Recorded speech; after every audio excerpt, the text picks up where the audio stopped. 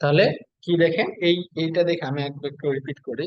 উম, এইটা দেখে বুঝতে পারতে হবে আপনাকে যে আসলে হাইব্রিডের সংজ্ঞাটা আসলে কি। ওকে, তাহলে ক্রসিং বিটুইন টু জেনেটিক্যালি, দেখেন জেনেটিক্যালি ডিসিমিলার, আবার যেহেতু একই ধরনের হোমোজাইগাস প্যার দিয়ে কি পাচ্ছি আমরা, এটা F1 পাচ্ছি। F1 মানে ফার্স্ট সিরিয়াল জেনারেশন। আর এটাকে বলা হয় হাইব্রিড।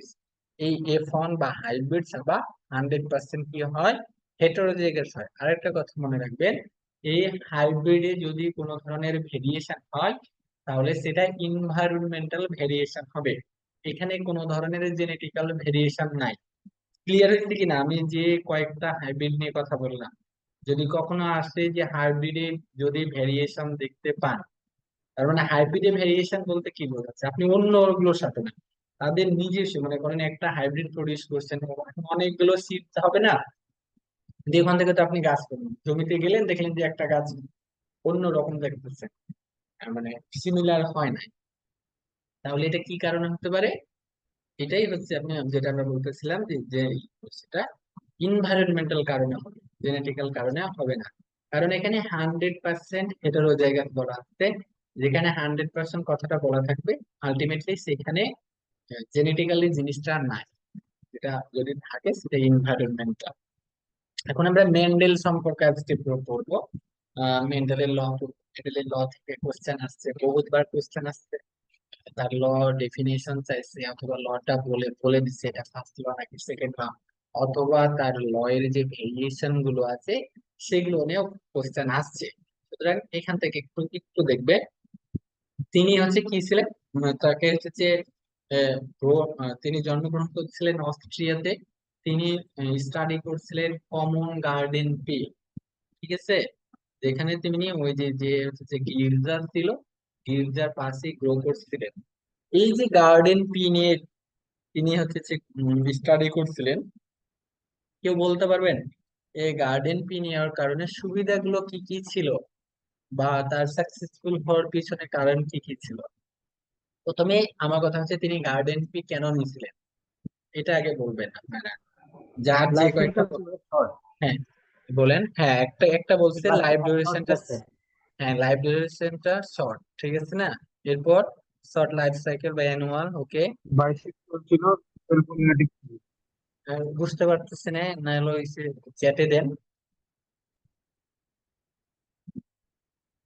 স্মল ক্রোমোজোম নাম্বার কম। আচ্ছা, সেই সময় কি ক্রোমোজোম নাম্বার জানতে পারতেন?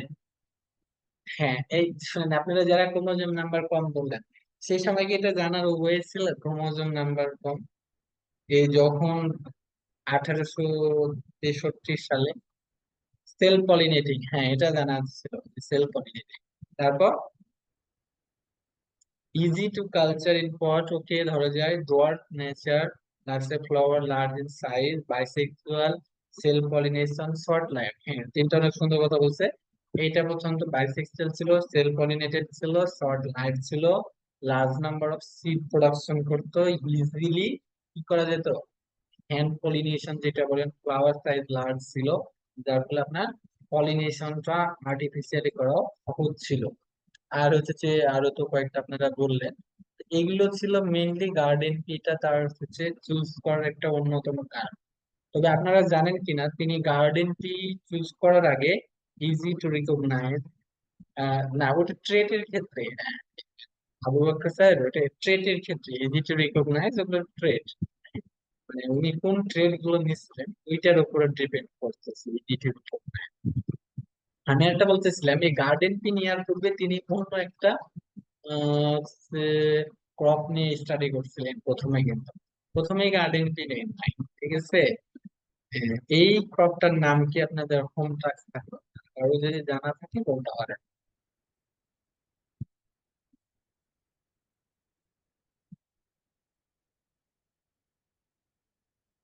দেখেন ডিটেল ইন কমন গার্ডেন টি বলছি, কাল্টিভেটেড টেস্টেড অ্যাট লিস্ট 20,000 টি প্ল্যান্টস, 28,000 প্ল্যান্টে কাজ করছিলেন। তার হচ্ছে পাবলিশ করে কোথায়, in journal of the Brunn natural story society. পরবর্তীতে তার সেম কাজ রিকগনাইজ হয় থ্রি ইন্ডিপেন্ডেন্ট ইনভেস্টিগেটর দ্বারা কার্ল করেন্স ছিল জার্মানির, Hugo de Vries in the Netherlands and Erich হচ্ছে যে কোথাকার অস্ট্রিয়া। তাহলে তিনজন দ্বারা এই জন্য তাকে হচ্ছে কি বলা হয়, জনক বলা হয়। পরবর্তীতে যখন এটা রিকগনাইজ হয় যে হ্যাঁ, মেন্ডেল দেখেন আপনার কৃতকর্ম আপনার মৃত্যুর পরে রিকগনাইজ হয়েছে, হ্যাঁ এত বড় একটা কাজ করে গেছে। বাট তিনি যখন জীবিত ছিল তখন এটার কোনো ভ্যালু হয় নাই। তাহলে দেখেন কেন তিনি নিয়েছিলেন, আমরা একটু দেখি। The flowers of this plant আর বাইসেক্সুয়াল, তার মানে ফার্স্ট কন্ডিশন হচ্ছে বাইসেক্সুয়াল এবং সেলফ পলিনেটিং ছিল। তারপর হচ্ছে characteristic or easy to recognise and study, আচ্ছা ডিফারেন্ট ফিজিক্যাল ক্যারেক্টারিস্টিক। এন্ড এটা অবশ্যই স্টাডি, যখন ট্রেড স্টাডি করছিল তখন এর জন্য shorter life span and small size, ওকে।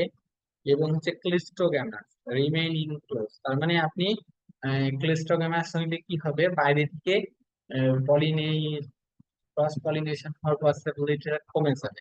তাহলে আপনি ইজিলি এটা কি করতে পারবেন, হ্যান্ডেল করতে পারবেন। আর খুব কম সময়ের মধ্যে সিঙ্গেল ক্রপসে অনেকগুলো সিড প্রডিউস করতে বা অফস্প্রিং প্রডিউস করতে। এখন দেখেন সে হচ্ছে 7টা ট্রেড নিয়েছিল এবং সৌভাগ্যক্রমে দিস সেম হেন ট্রেড ইনহেরিটেড ইন্ডিপেন্ডেন্টলি। তার মানে এই ট্রেড গুলো ইন্ডিপেন্ডেন্টলি ইনহেরিটেড করার কারণে এটা একটা তার সুবিধা হয়েছিল। কি কি অসুবিধা হইতো যদি ইন্ডিপেন্ডেন্টলি না হতো সেটা আমরা পরবর্তীতে দেখব। তবে এই জন্যই তিনি লাকি ছিলেন। প্রথমে হচ্ছে seed shape, seed colour, flower colour, pod shape, 100 pod colour, flower location, plant height. এই ছিল তার হচ্ছে যে 7টা। তো এই 7টা ট্রেড আপনাকে কি করতে হবে, মনে রাখতে হবে। এখন আমরা হচ্ছে তার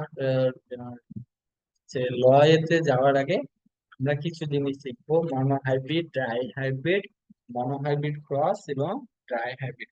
মনোহাইব্রিড কি দেখেন, heterozygous for one pair of, mono মানে এক না, ঠিক আছে কিনা। আমরা এখানে দেখেন দুইটা কথা আছে, একটা হাইব্রিড আর একটা হচ্ছে মনো। তার মানে হাইব্রিড হলে তো এটা হেটারোজাইগাস হবেই, ঠিক আছে কিনা। আর মনোর কারণে ওয়ান পেয়ার অফ জিন, ঠিক আছে। তাহলে মনোহাইব্রিড ক্রস ক্ষেত্রে আমরা জাস্ট আগের যে সংজ্ঞাটা হাইব্রিডের করছিলাম সেম সংজ্ঞা এখানে আমরা করবো। শুধুমাত্র একটা কথা বলে দেব, মনো কথাটা যেন আসে মানে অন ক্যারেক্টার, যেটা control by one pair of gene. তাহলে দেখেন আবার আমি যদি বলি crossing between two genetically dissimilar homozygous parents considering কি করব, one character and this character is control by one pair of genes, ঠিক আছে ভাই। মেন্ডেল প্রথমে মাইস নিয়ে কাজ করছেন, তারপর হানিবি, তারপর প্ল্যান্ট নিয়ে কাজ করছেন।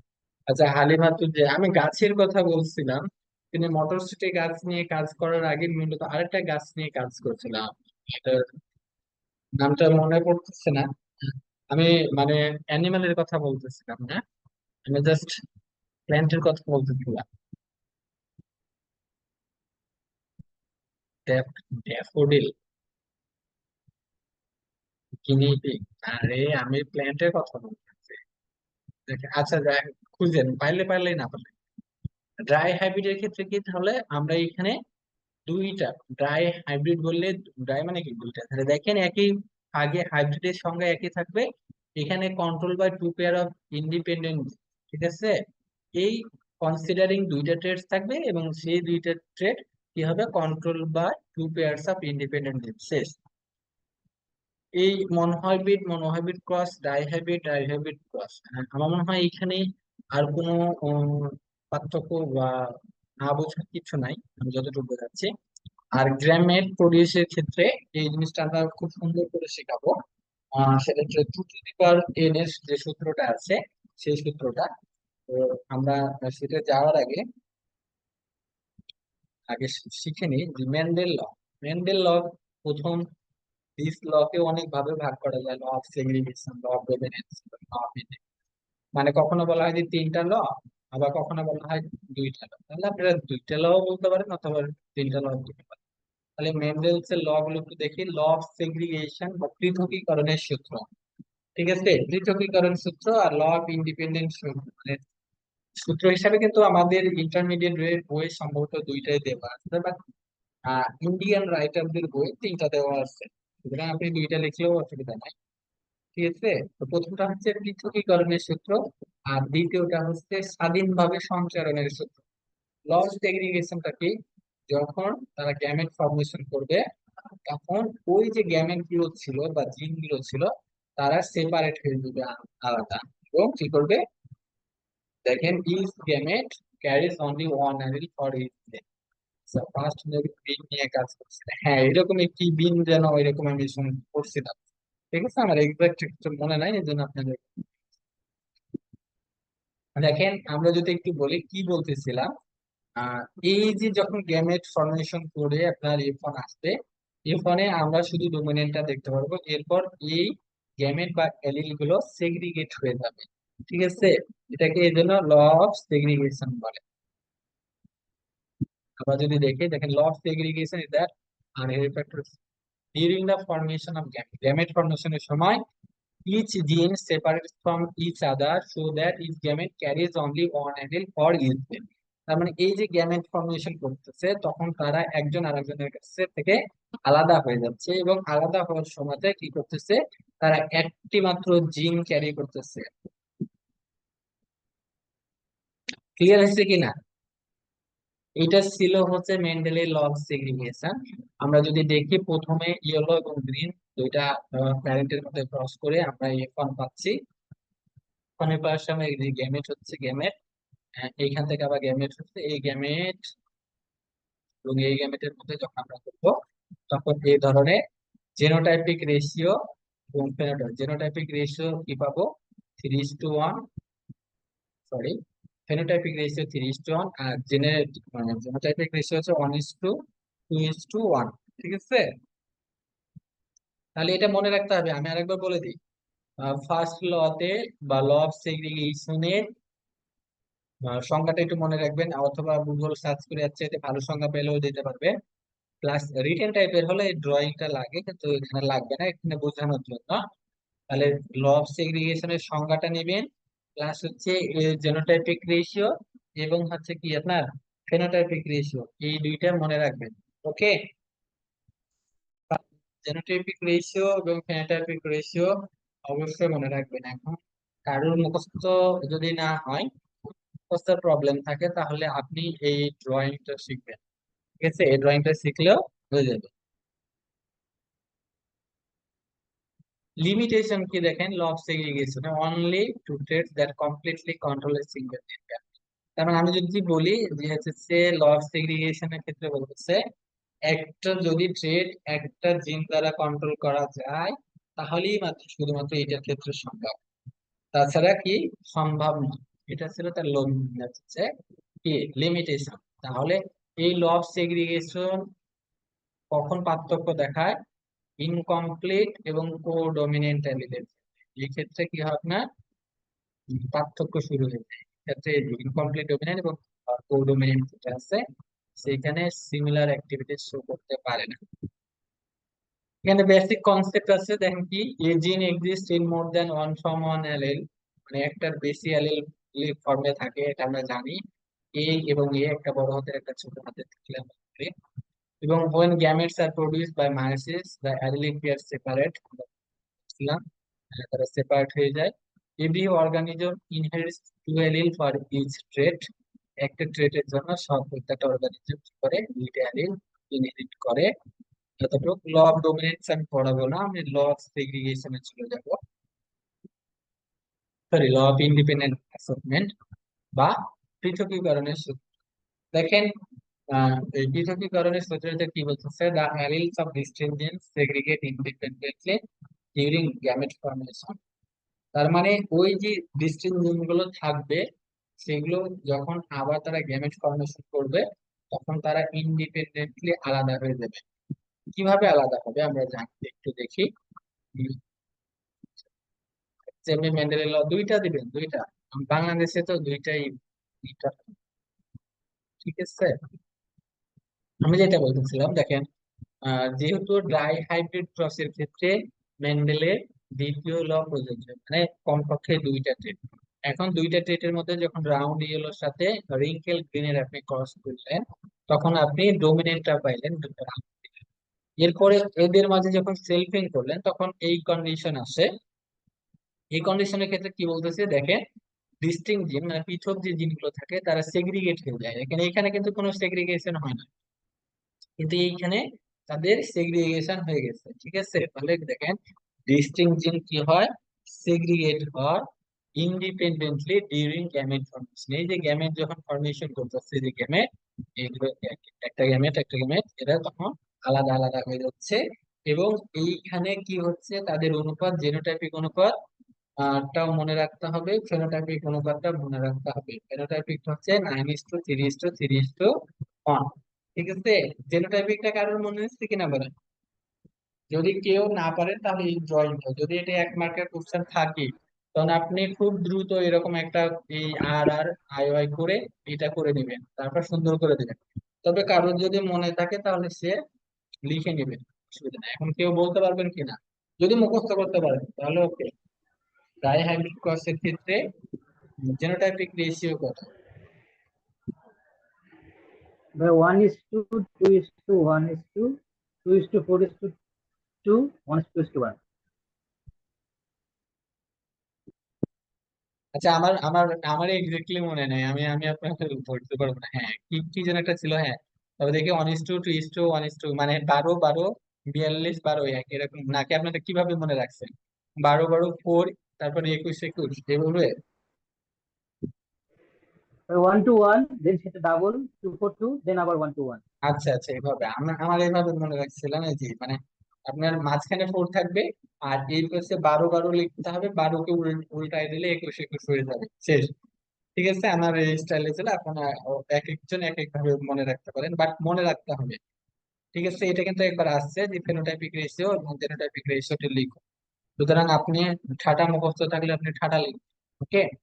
আর না থাকলে আমি যেভাবে বললাম এভাবে একটা করার চেষ্টা করবেন। যদি সমস্যা হয় তাহলে বলবেন, আমি হেল্প করবো। এখানে একটু জেনারেশনে ডায়াবেট ক্রসে 6.2% পপুলেশন আর ডাবল রেসিসিভ হয়। এই যে এতক্ষণ ডাবল রেসিসিভ এখানে আছে।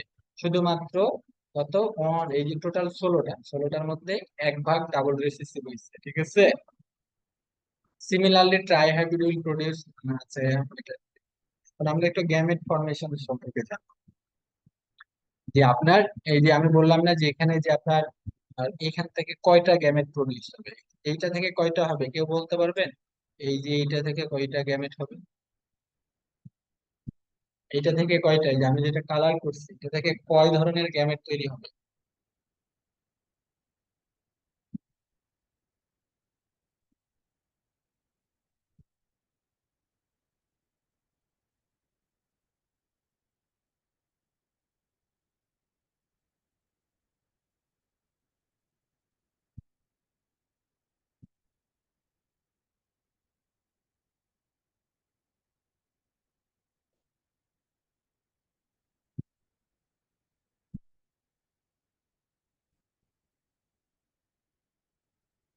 আচ্ছা, 16 ধরনের, চার। কেউ বলছে 4 ধরনের, কেউ বলছে 16 ধরনের। আই আই 4 ধরনের হবে না 16 ধরনের হবে? টু দি পাওয়ার এ, তার মানে আপনার গ্যামেট প্রডিউস হবে 4 ধরনের, কিন্তু অফস্প্রিং হবে কি, বা টোটাল অফস্প্রিং পসিবল হচ্ছে 16 ধরনের, 4 গুণিত 4, ঠিক আছে না? এইটা তো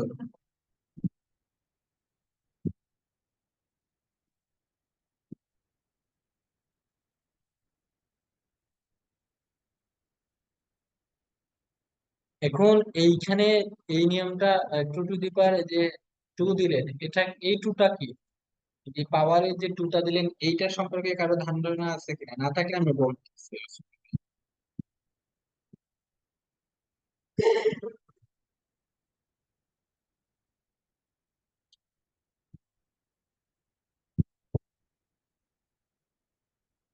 এই টু সম্পর্কে কারো ধারণা আছে, যে যে টু পাওয়ারটা দিলেন? হেটেরোজাইগাস, হ্যাঁ হেটেরোজাইগাস, হেটেরোটাইপিক পেয়ার, হ্যাঁ নাম্বার অফ হেটেরোজাইগাস, ওকে। এটা সবার ক্লিয়ার হতে হবে, আমরা একটু এখানে এখানে যাবো, হ্যাঁ। মনে করেন দেখেন, এখন আপনাকে কোনো কারণে এই ধরনের একটা জেনোটাইপ দিল, এই ধরনের জেনোটাইপ দিল। খেয়াল করেন, এইটা আছে আপনি এখান থেকে কয় ধরনের গ্যামেট প্রডিউস হবে। ঠিক আছে, আমি আবার বলতেছি দেখেন, এখন গ্যামেট প্রডিউসের সূত্র হচ্ছে 2 টু দি পাওয়ার n। আপনাকে যদি কোনো একটা কিছু দেয় সেটা 2 টু দি পাওয়ার n এই সূত্রে ফেলাবেন। এখন এই এনটা হচ্ছে নাম্বার অফ হেটারোজাইগাস জেনোটাইপ, অথবা আপনাকে যদি আমি সহজ ভাষায় বলি, এই এনটা হচ্ছে ডিসিমিলার। তার মানে একটা বড় হাতের একটা ছোট হাতের যেটা থাকবে সেটাই এন হিসাবে কাউন্ট হবে। দেখেন এটা সিসি, এটা দুইটা বড় হাতের, তাহলে এটা কাউন্ট হবে না। এখানে ডিডি, এটা একটা বড় হাতের একটা ছোট হাতের, তাহলে এটা কাউন্ট হবে। তার মানে এক, একটা বড় হাতের একটা ছোট হাতের বিডি, তাহলে এটা কাউন্ট হবে দুই। আর এ এ, এটা কি বড় হাতের একটা ছোট হাতের, এটা কাউন্ট হবে। আবার এই ক্ষেত্রে দেখেন এ এ ছোট হাতের দুইটাই, তাহলে কাউন্ট হবে না। বিবি একটা বড় হাতের একটা ছোট হাতের, কাউন্ট হবে। সিসি দুইটাই বড় হাতের, কাউন্ট হবে না, ডিডি হবে। ঠিক আছে, এটা এটা ক্লিয়ার হচ্ছে কিনা বলে? তো চার ধরনের আছে। আমি যেটা বোঝাতে চাচ্ছি এটা ক্লিয়ার হয়েছে কিনা বলে? মানে আপনারা যারা পারলেন তারা, তাদের তো জানা আছে, বাট আমার তো আরো 50 জন আছে, ঠিক আছে না? তাদের এই বিষয়টা একটু ক্লিয়ার হতে হবে। বিজেআরএ এরকম একটা কোশ্চেন আসছিল, আপনার এইরকম এ বিবি সিসি ডিডি দিয়ে দিয়ে বলছিল এটা থেকে কয় ধরনের যেন এই মানে গ্যামেট প্রোডাকশন পসিবল। তাহলে ওই টু দি পাওয়ার এনটা অলওয়েজ হেটারোজাইগাস। হেটারোজাইগাস মানে কি, ডিসিমিলার থাকবে, একটা বড় হাতের অথবা একটা ছোট হাতের থাকবে, এরকম থাকবে। কখনো দুইটা বড় হাতের অথবা দুইটা ছোট হাতের হবে না। ওকে, এরপরে আমরা পলিহাইব্রিড, পলি আমরা বলতেছি না, পলিহাইব্রিড কি হবে? A hybrid which is heterozygous for more than 3 pairs of genes. আমরা এগুলো নিয়ে কথা বলছি যে আমরা হাইব্রিড কি এটা জানি, আমরা ডাই হাইব্রিড কি এটা জানি, তাহলে পলি হাইব্রিড হলে দুইয়ের উপরে, হ্যাঁ, মোর than 3 pair, so try hybrid পর্যন্ত আছে। তো এই জন্য 3 পেয়ারের উপরে জিন হলে সেটা আমরা পলি হাইব্রিড। এখন আমরা একটু আগে বলতেছিলাম যে মেন্ডেল যেটা পাইছিল সেটা হি ওয়াজ ভেরি মাচ লাকি, মানে তার ক্ষেত্রে কোনো ধরনের ডেভিয়েশন হয় না বা এক্সেপশনাল হয় না। বাট তার পরবর্তীতে কি হয়েছে, যখন সেম প্রজেক্ট নিয়ে অন্যরা কাজ করতে গেছিলেন তখন তারা ভেরিয়েশনটা পায়। এবং প্রথমটা হচ্ছে ইনকমপ্লিট ডমিনেন্স, প্রথম সূত্রের ভেরিয়েশন, কো ডমিনেন্স এবং লিথাল জিনিস। তাহলে যদি বলে এই তিনটে কিসের ভেরিয়েশন, তাহলে আপনারা বলতে পারতে হবে এই তিনটা হচ্ছে কি আপনার প্রথম সূত্রে। তাহলে এই জিনিস তিনটা ভালো করে মনে রাখতাম, ইনকমপ্লিট ডমিনেন্স, কো ডমিনেন্স এবং লিথাল জিন ইফেক্টস, এই তিনটা হচ্ছে মেন্ডেলের প্রথম সূত্রের ভেরিয়েশন। তাহলে আমরা একটু জানি, ইনকমপ্লিট জানবো, কো ডমিনেন্স জানবো, এবং তাহলে লিথাল, লিথাল জিন বলতেছে কি দেখেন, লিথাল মানে কি, তার মানে এটা মারা যাবে বা মৃত্যু এরকম কিছু বলতেছে, ঠিক আছে না? এই ক্ষেত্রে সেগ্রিগেশনের ক্ষেত্রে 3:1, আমরা একটু আগে পড়লাম না, মেন্ডেলের প্রথম লয়ের ফেনোটাইপিক রেশিও কত ছিল? 3:1। সেইটা মডিফাইড হয়ে যাবে 2:1, তার মানে কেউ একজন মারা যাবে, মারা গেলে তখন 2:1। কে মারা যাবে এখানে যদি দেওয়া নাই, ডিটেলস তো দেওয়া থাকার কথা ছিল, ওই ছবিটা হয়তো অন্য জায়গাতে থাকতে পারে, শুধু এতটুকু জেনে রেখে আমরা বলবো পরবর্তীতে যেটা হোমোজাইগাস ডমিনেন্ট কন্ডিশনে যে থাকবে সে মারা যাবে, হোমোজাইগাস ডমিনেন্ট কন্ডিশনে, এই কারণে থ্রির জায়গাতে টু হয়ে যাবে। তাহলে এটা ছিল কি লিথাল জিন ইফেক্ট। এখন এই লিথাল জিন ইফেক্ট বা এই ইফেক্ট গুলো আসলে কেন আসলো একটু দেখবো। প্রথমে আসছে অ্যালিলি ইন্টারঅ্যাকশন। আমরা বলছিলাম যে আপনি একটা রুমে থাকবেন, আপনারা বা একটা বাসায় থাকবেন, আপনি আপনার প্রতিবেশী দ্বারা ইনফ্লুয়েন্স হবেন, এনভায়রনমেন্ট দ্বারা হবেন।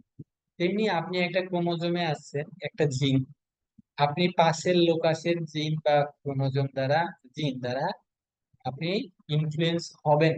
এটা আমাদের সচরাচর নর্মাল কথাবার্তা।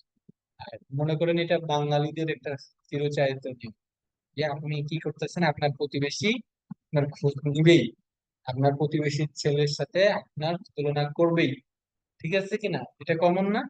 এটাই হচ্ছে আমাদের ইন্টারডাকশন যদি বলি। প্রথম আসছে এটা অনেক সময় পড়ছে, এটা একটু ভালো করে ক্লিয়ার করবেন, এপিস্ট্যাটিক এবং হচ্ছে হাইপোস্ট্যাটিক। তাহলে দেখেন এটা কি ক্রোমোজোম পেয়ার না, এই একটা কি এখানে বি একটা কি, এ একটা, এখানে একটা লোকাস প্রথমে যদি করি, ক্রোমোজোম এটা একটা লোকাস, লোকাসে এ একটা অ্যালিল, বি একটা অ্যালিল, অথবা এ একটা জিন, বি একটা জিন। এই বি জিন যখন এই জিনের এক্সপ্রেশনে কি করবে, বাধাগ্রস্ত করবে বা ইনফ্লুয়েন্স করবে, তখন কাকে কি বলে, কোনটাকে এপিস্ট্যাটিক বলবো আর কোনটাকে হাইপোস্ট্যাটিক বলবো? কেউ জানেন কিনা বলেন, আমি কিভাবে মনে মনে রাখতাম এটা বি আমি পরে হচ্ছে বলবো, আগে আপনারা এপিস্থেটিক, বলুন। এ হচ্ছে হাইপোস্থেটিক। হ্যাঁ, এই আপনার কথা একটু আস্তে আস্তে, একটু সুন্দর করে বলেন অথবা চ্যাটে বলেন, তাহলে আমি পড়ে শোনাচ্ছি। এখানে বি জিন এ জিনের কে কি করতেছে আপনার, আর এক্সপ্রেশন কে ইনফ্লুয়েন্স করতেছে, তাহলে বি কে কি বলবো আর এ কে কি বলবো, কোনটা কোন জিন, যেটা আমার কথা বলে। মানে এখানে বি, বি এ জিনকে, আচ্ছা কি যেন এর নাম, এটা বলছে, হ্যাঁ ঠিক আছে। আমি যেভাবে মনে রাখতাম, আমরা, আপনি যদি বাধাগ্রস্ত হন, তাহলে আপনি কি বলবেন, হায়রে কপাল, আমার পোড়া কপাল, তাই বলবেন না? বা আপনার রেজাল্ট যদি খারাপ হয় পাশের বাড়ির ছেলে থেকে, তাহলে হায়রে কপাল, এরকম কথাবার্তা বলবেন না কি না? তাহলে এই যে হাইপো, হাইপো, এই কথাটা যেটাই থাকবে, সে আর একজন দ্বারা কি হবে, ইনফ্লুয়েন্স হবে, তার মানে তার এক্সপ্রেশন বাধাগ্রস্ত হবে।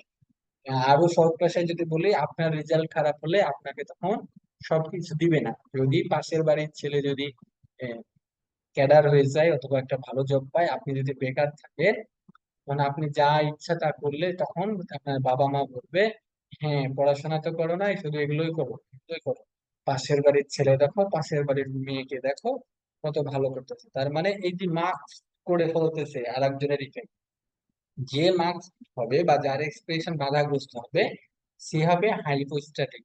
আর যে, যে হচ্ছে যে আপনার কি করবে, আপনাকে বাধাগ্রস্ত করবে, সে হয়ে যাবে এপিস্ট্যাটিক। এখন যাদের সহজে মনে থাকে সে তো মনে রাখলো, বাট অনেক কিছু পড়ার পরে দেখবেন যে আপনার ভুলে যাবে, এই জন্য আমি যেটা বলছিলাম, হাইপো, এই কথাটা মনে রাখবেন, তাহলেও হবে। আমি ক্লিয়ার করতে পারছি কিনা একটু বলবেন? এটা মনে রাখাটা, মনে রাখার জিনিসটা আমি বলার চেষ্টা করছি, আমার মনে হয় যে এটা মনে থাকবে। এখন যখন এটা আসলো আপনার, তখন কি হলো দেখেন, এপিস্ট্যাটিস বা হাইপোস্ট্যাটিস এই সব কারণে একটা বিশাল ম্যাসিভ চেঞ্জ আসলো ইন্ডিপেন্ডেন্ট লতে। তার মানে তার দ্বিতীয় যে এসেছে কি ছিল আপনার, ল ছিল ইন্ডিপেন্ডেন্ট অ্যাসর্টমেন্ট, সেখানে পরিবর্তন আসলো। এখান থেকে কিসে একটা কোশ্চেন আসছে, আহ, মানে রিসেন্ট যে পরীক্ষাটা হয়েছে, এটাতে আসছে, হয় এটা আপনার বাড়িতে অথবা ব্রিদে আসছে সম্ভবত। তার আগে তো হচ্ছে বিএসআর এর কোশ্চেন আসছে, এটাই এই তিনটা এক্সামের মধ্যে একটা আসছে, এখান থেকে একটা অনুপাত চাইছিল। তো আপনাদের অনুপাতটা আমি মনে করাই দেব, কিভাবে মনে রাখতে হবে, বাট এগুলোর আর একটা নাম আছে, হ্যাঁ, অবলিক দিয়ে, এই নামটা আপনারা একটু খাতা লিখে নেবেন, ডিটেলস লিখতে হবে না, আমি আবারও বলছি, এগুলো লাগবে না। হ্যাঁ, এগুলো লাগবে না, শুধুমাত্র এতটুক লাগবে যে এটা দ্বিতীয়, আপনি সুন্দর করে লেখেন, দ্বিতীয় লয়ের ভ্যারিয়েশন গুলো হচ্ছে এগুলো। এখন যদি আপনাকে অনুপাতটা চাই, কিভাবে অনুপাতটা মনে রাখবেন এটা আমি বলে দেবো, আর আপনি কষ্ট করে এগুলোর আরেকটা মানে নাম আছে, সেই নামটা একটু লিখে নেবেন। তাহলে দেখেন, আমি প্রথমে আসছে রেসেসিভ এপিস্টোটিস। রেসিসিভ এপিস্টোটিস আমি যদি আগে আপনাদের বলি, এখানে আমার লিখার আর একটু সুযোগ নাই, লিখার সুযোগ লিখার লিখার সুযোগ থাকলে হয়তো এখানে একটু অ্যাড করি।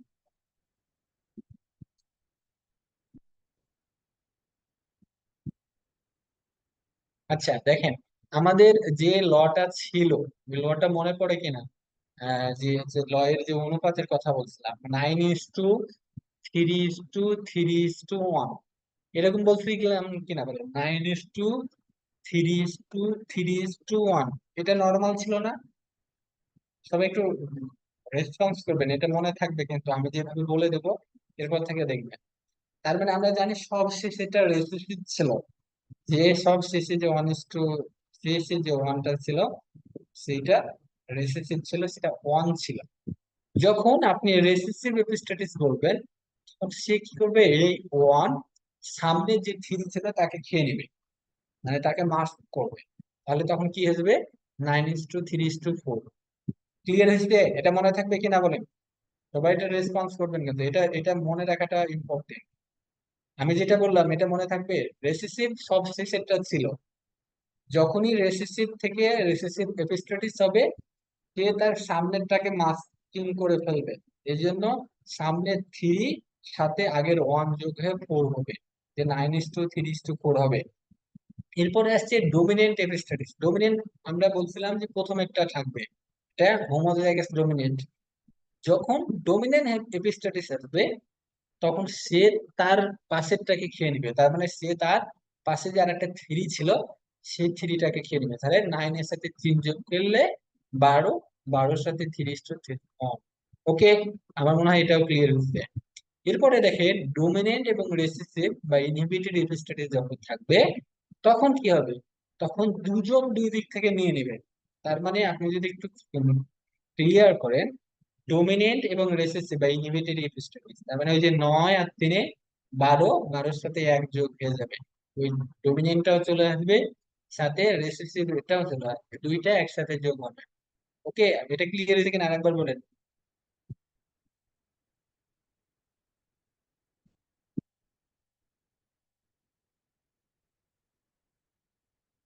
আমিও মনে এমনি, হ্যাঁ, আপনি মনে রাখতে পারলে আমার কোনো প্রবলেম নাই। আপনি আপনি মনে রাখতে পারলে তো এটা আপনার ভালো। আমি যাদের মনে রাখতে কষ্ট হচ্ছে, কেন হচ্ছে আপনার এখন কম পড়া, এখন মনে হবে যে হ্যাঁ মনে হচ্ছে, যখন হিউজ একটা পড়া আসবে তখন মনে হবে যে ওটা কাজে দিয়ে কিনা। আপনি মনে রাখতে পারলে তো অবশ্যই। যাদের মেমোরাইজিং ক্যাপাসিটি বেশি আমার তাদের প্রতি সফট কর্নার কাজ করে। হ্যাঁ, কারণ মানুষের যেটা নাই সাধারণত তার সেটার প্রতি একটা আগ্রহ থাকে। আপনি পারলে অবশ্যই। এখন দেখেন ডুপ্লিকেট রেসিসিভ, ডুপ্লিকেট মানে কি ডাবল, ঠিক আছে না? রেসিসিভ এপিস্ট্যাটিস, তাহলে দেখেন রেসিসিভ এপিস্ট্যাটিস এর ক্ষেত্রে আমরা বলছিলাম যে এই যে দেখেন 4 হয়ে যাবে। যখন ডুপ্লিকেট মানে আবার রেসিসিভ, তখন সে তার সামনেটাকে আবার খাবে, তার মানে 4 আর 3-7 দেখেন 9:7। ডুপ্লিকেট ডোমিনেন্ট এপিস্ট্যাটিস, তাহলে এই যে দেখেন সে তার সামনেটাকে আবার খাবে। এই যে এখানে ডোমিনেন্ট ছিল 12, 12 আর 3 আবার আরেকবার নিলে 12 আর 3-15, 15:1। Duplicate dominant.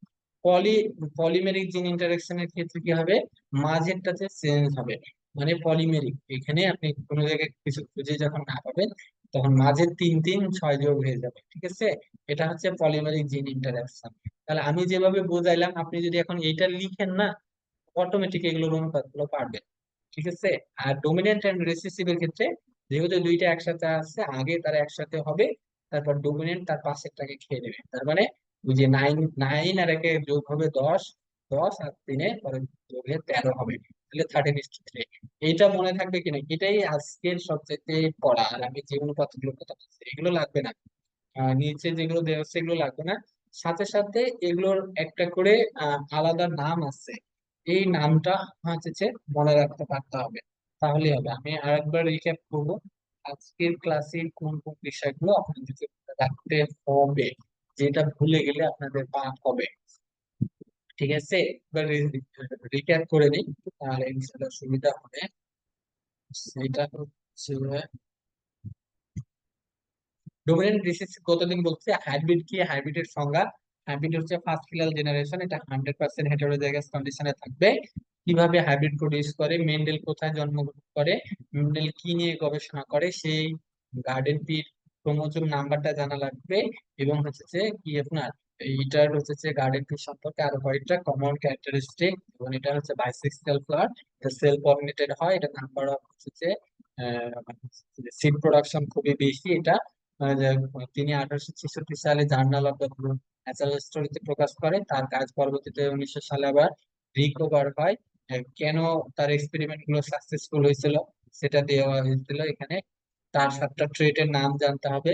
মনোহাইব্রিড ক্রস কি, ডাইহাইব্রিড ক্রস কি, এটা হাইব্রিড ক্রস থেকে এটা জানতে হবে। মেন্ডেলের দুইটা ল, ল অফ সেগ্রিগেশন এবং law of independent assessment. Law of সেগ্রিগেশনের হচ্ছে জেনোটাইপিক সংজ্ঞা, প্লাস জেনোটাইপিক অনুপাত প্লাস হচ্ছে ফেনোটাইপিক অনুপাত, ঠিক আছে। এরপরে হচ্ছে লিমিটেশনটার মধ্যে কি কি লিমিটেশন আছে, এটা যে ব্যতিক্রম আছে। একটা আছে কোডমিনেন্স, ইনকমপ্লিট ডমিনেন্স এবং লিথাল জিন। লিথাল জিনের ক্ষেত্রে অনুপাত 3:2, ফেনোটাইপিক অনুপাত 3:1 এর পরিবর্তে 2:1, 2:1 হয়। এরপরে আসছে law of independent assessment. Law of independent অ্যাসেসমেন্টের সংজ্ঞা, ল অফ ইন্ডিপেন্ডেন্ট অ্যাসেসমেন্টের আপনার কি জেনোটাইপিক অনুপাত প্লাস হচ্ছে তার ফেনোটাইপিক অনুপাত। এরপরে ল অফ ইন্ডিপেন্ডেন্ট অ্যাসেসমেন্টের জানা যাওয়ার আগে একটি স্ট্যাটিস্টিক, হাইপোস্ট্যাটিক কি এটা জানতে হবে, কে কাকে ডমিনেট করে। এরপরে আপনি ল অফ ইন্ডিপেন্ডেন্ট অ্যাসেসমেন্টের ব্যতিক্রম গুলোর হচ্ছে নাম, এর ব্যতিক্রম অবলিক একটা নাম আছে, সেই নামটা খাতায় লিখতে হবে। প্লাস হচ্ছে আপনাকে কি জানতে হবে, ওগুলোর অনুপাত গুলো জানতে হবে। এবং টু টু দি পাওয়ার যে এন এর কথা বললাম আমি, এই two to the power n এর মাধ্যমে কি কত প্রকারের গ্যামেট প্রডিউস করতেছে, এই জিনিসটাও আপনাকে জানতে হবে। আমি যদি আপনাকে কোনো কিছু একটা কন্ট্যাক্ট দিয়ে দিই, তাহলে কি আপনাকে সেটা পারতে হতে হবে। ঠিক আছে কিনা? আজকের কতটুকু বুঝাইলাম? এতটুকু ক্লিয়ার হয়েছে? যতটুকু বুঝাইলাম আজকের মতো এখানে এনাফ, বা এতটুকু মনে রাখলে ইনশাআল্লাহ হবে।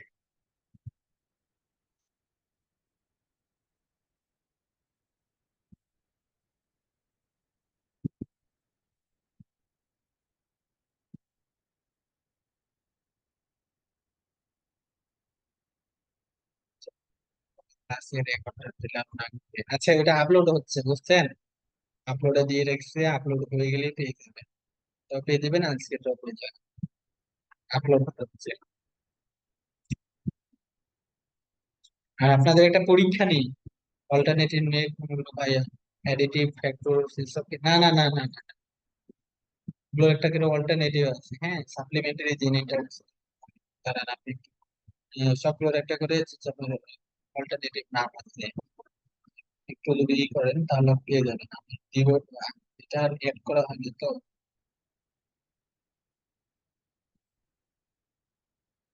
সবগুলো নাই হয়তো, কিন্তু আছে ভাইয়া।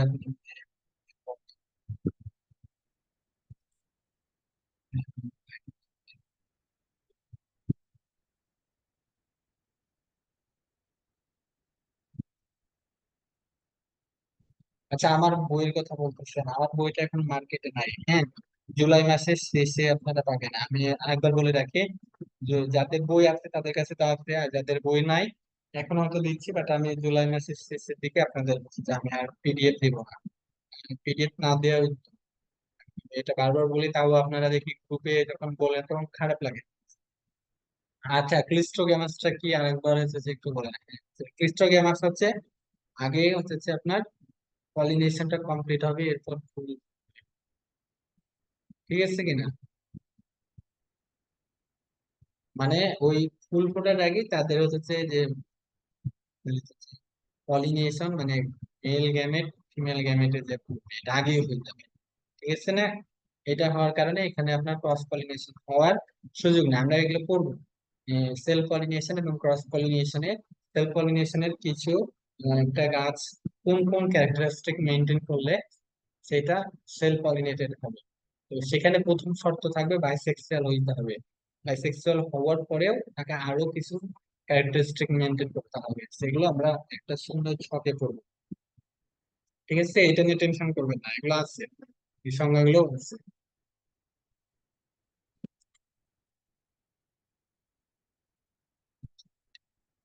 আচ্ছা, ভ্যারাইটি পিরিয়ডটা ঝামেলা হচ্ছে, এগ্রিকালচার আর এগ্রিকালচার সায়েন্স কোনটা দিতে হবে সাবজেক্ট জন্য। আচ্ছা, অনার্সের জন্য এগ্রিকালচার দিবে, অসুবিধা নেই। এগ্রিকালচার, এগ্রিকালচার সায়েন্স হচ্ছে আপনার যারা হচ্ছে ওই স্পেসিফিক ভাবে অনেকে আছে আপনার অন্য সাবজেক্টে পড়ে। যেমন হচ্ছে যতটুকু আমি জানি, রাজশাহী ইউনিভার্সিটিতে এগ্রিকালচার সাবজেক্ট নাই, তাদের মেবি ক্রপ বোটানি, তারপর কি যেন আর একটা 2 ভাগে 2টা সাবজেক্ট আছে, হ্যাঁ। তারা ওইটা দিয়ে দিতে পারে যদি তাদের অপশনটা না থাকে। আপনার এগ্রিকালচার দেন, অসুবিধা নাই। এটা নিয়ে টেনশন থাকে না, এটা কোনো প্রবলেম না, এগুলো মাইনর জিনিস। অথবা আপনার অনার্সে মার্কশিট আর সার্টিফিকেট পাইছেন না, ওখানে দেখবেন কি দেওয়া আছে, এগ্রিকালচার সায়েন্সে আছে নাকি এগ্রিকালচার। ডিগ্রি তো বিএসসি এগ্রি, হ্যাঁ বিএস, ও আপনাদের বিএসসি এগ্রি দেয়, কিন্তু আপনাদের সাবজেক্ট কি যেন অ্যাগ্রোনমি না কি যেন এরকম ছিল, মানে আমাদের সাথে মাস্টার্স করছিল রাজশাহী ইউনিভার্সিটি, এখন ইউরোপে আছে। তো তার এরকম অ্যাগ্রোনমি কি কি যেন বলতেছিল, নাম ডেট অফ বার্থ ঠিক থাকলে ব্যাপার না। হ্যাঁ, নাম ডেট অফ বার্থ এগুলো ঠিক থাকলে, আর এগ্রিকালচার থাকলে এগ্রিকালচার ওগুলো দেখেন।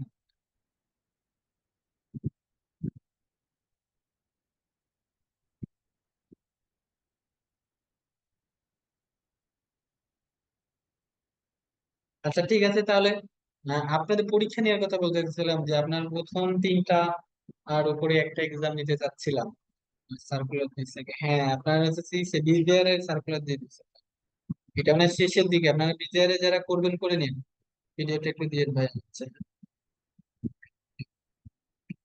হ্যাঁ এটা অনেক পিডিএফ, বইয়ে মানে কি কি আছে একটু দেখতে হবে, বইটা মানে ঠিক করা আছে, বইটা পরে করা হয়েছিল তো। ভাই আপনি জিজ্ঞাসা করছিলেন জিঙ্ক ইনরিচ ডায়েট এগুলো খুব রিলিজ, কেন রিলিজ করা হয়েছে এটার অ্যান্সারটা কি?